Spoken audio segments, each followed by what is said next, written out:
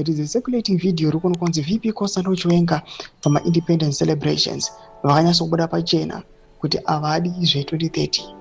There is a circulating video raenda viral rukunzi VP Constant Chiwenga pamwe chete mutungamiri wenyika nebamwe mahigh delegates vakanga vari kufront. People were dancing to the song.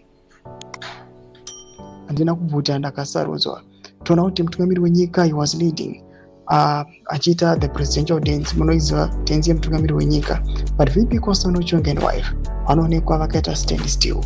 Ndisatapinda mashoko apitanyagwa panguva ino ndo subscribe like on the bell icon.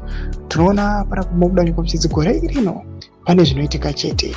Parrot News can confirm the state of Camp 3 is in this video.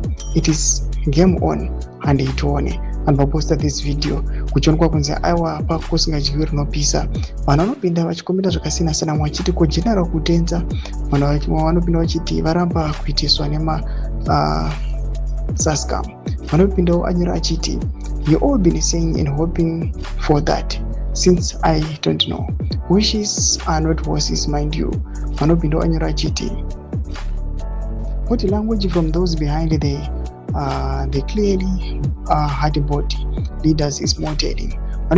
Don't laugh at their silly jokes and don't dance to their float music. It used to repeating itself.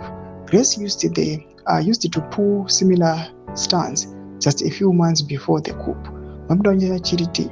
I remember Mary Achitamba 2017. Moms E must have studied that video well. Can you share a video? Maybe we can relate or see through your lenses. Mamudanyira chiti maoko ari kuita kunge akabatwa nemadzikirira haasi kusimuka zvekumhanya. Vantu vanopenza ari kunzi general vakajamuka havasi kuda zvisina basa. Penda comment section menu zvafungura enyu muri kudii pamusoro pechitiko ichi. Subscribe or like, chita on the bell icon.